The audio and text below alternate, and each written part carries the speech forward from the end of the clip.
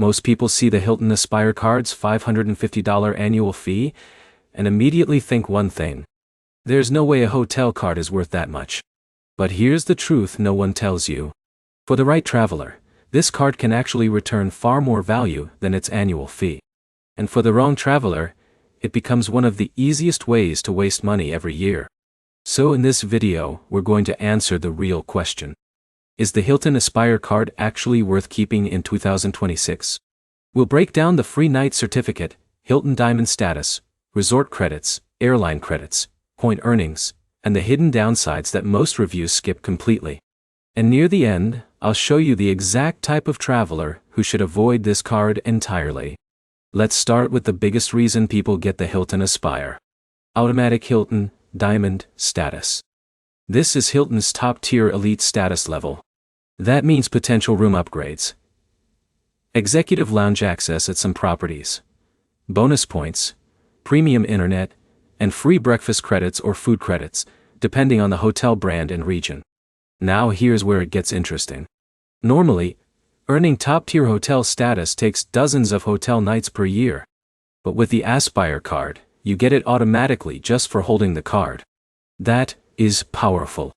Imagine Alex travels for work 6 or 7 times a year, and stays mostly at Hilton properties. He checks into hotels in Chicago, Miami, Las Vegas, and New York. With Diamond status, he could get upgraded rooms, executive floor access, and extra perks during every stay. That can genuinely improve the travel experience. But here's the problem. If you rarely stay at Hilton hotels, Diamond status becomes almost meaningless. This is where most people fail. They pay premium annual fees for benefits they barely use. Now let's talk about the free night certificate. This is arguably the biggest reason the card can justify its annual fee. Every year, cardholders receive a free night reward that can often be used at extremely expensive Hilton properties. And we're not talking about cheap airport hotels. People use these certificates at luxury resorts in Hawaii, the Maldives, Bora Bora, and top-tier Waldorf, Astoria properties. Some of these hotels cost $700, $900, or even over $1,000 per night. So if John uses his free night at a property costing $800 cash, he already beats the annual fee on paper. But here's the catch. You need to actually redeem it strategically. Using a luxury free night at a random $100 airport hotel destroys the value. And honestly, many people do exactly that because they wait too long or forget expiration dates. Now, let's talk credits, because this is where the math gets confusing fast. The Aspire card includes statement credits tied to Hilton purchases and select airline expenses. On paper, these credits can easily offset most or even all of the annual fee. But here's where it gets tricky. Credits are only valuable if they match your normal spending. This is something credit card marketers never explain clearly enough. If Sarah never stays at Hilton resorts, the resort credit does not really help her. If Jake never uses airline incidental purchases, that airline credit may go partially unused. So technically yes, the credits can offset the fee. But only if your lifestyle naturally fits the card. Now here's where the Aspire becomes dangerous for casual travelers. The card encourages luxury travel spending.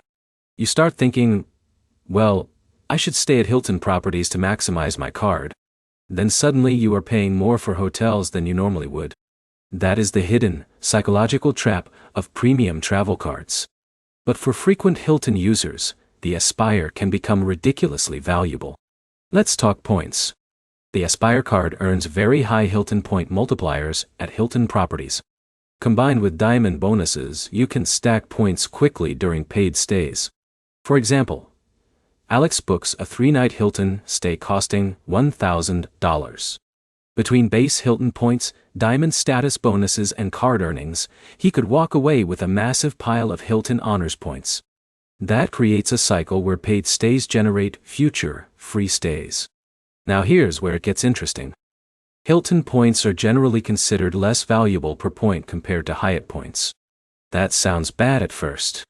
But Hilton compensates by giving huge earning rates.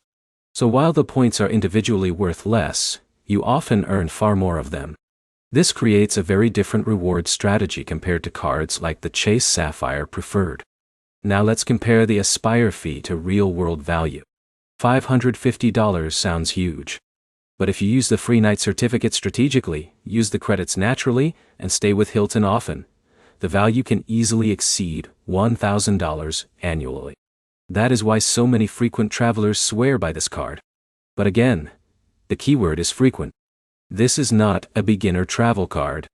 This is not the card for someone taking one hotel trip per year.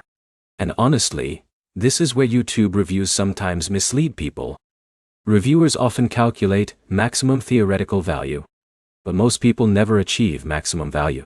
What matters is realistic value. Now let's talk about lounge access and premium treatment. Hilton Diamond status can unlock executive lounges at certain hotels. These lounges may include snacks, breakfast, drinks, and quiet workspace areas. At some international Hilton properties, the lounge experience is incredible.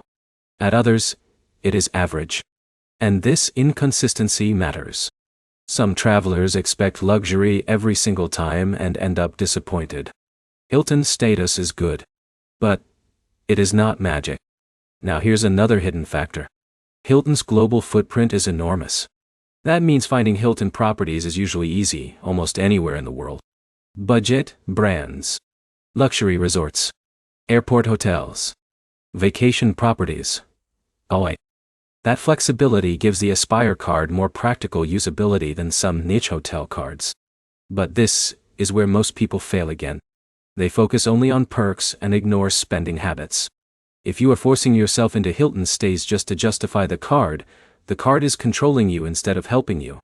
In a minute, I'll give you the simplest possible test to know if the Aspire is worth it for you. But first, we need to discuss alternatives. Cards like the Marriott Bonvoy, Brilliant or World of Hyatt card compete directly in the hotel space. Some travelers prefer Hyatt because the points stretch further. Others prefer Marriott's larger luxury network. But Hilton Aspire stands out because it gives top-tier status automatically. That is rare. Most hotel cards give mid-tier status at best. And honestly, that automatic diamond status is what makes the Aspire feel premium immediately. Now here is the easiest way to decide. The Hilton Aspire card is probably worth it if you do at least 3 things consistently. You stay at Hilton properties multiple times per year. You can use the annual free night strategically. And you naturally use the included credits without changing your behavior. If all 3 apply, the card can absolutely justify its fee. But if you only travel once or twice yearly, rarely stay with Hilton, or constantly forget to use credits, this card becomes much harder to justify. And that is okay. Not every premium card is meant for every traveler. Now, let's address one more thing people worry about. Can Hilton devalue points? Yes. Every hotel program can change award pricing over time. That is why many travelers redeem points regularly instead of hoarding them forever. The good news is that the Aspire's free night certificate often remains extremely valuable even if point prices fluctuate. So here's the final verdict. Is the Hilton Aspire card worth $550 in 2026? For frequent Hilton travelers who maximize the free night and credits, yes. Easily. For casual travelers chasing luxury status without enough hotel stays? Probably not. This card works best when it naturally fits your travel habits. That is the key. Do not force the lifestyle to fit the card. Find the card that already fits your lifestyle. If this breakdown helped you understand whether the Hilton Aspire is actually worth it, hit the like button and subscribe for more honest travel card reviews without the hype. And let me know in the comments whether you think premium hotel cards are getting too expensive in 26.